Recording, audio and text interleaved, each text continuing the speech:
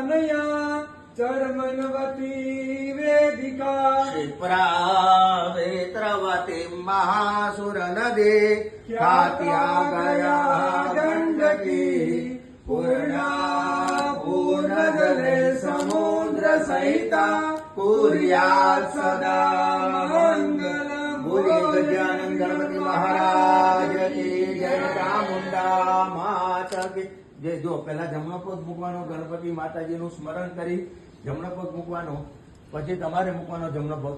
બધાએ જમણો પગ મૂકી શ્રી ગણેશાય નમઃ માતાજીનું સ્મરણ કરી અંદર આવી જવાનું। ચાલો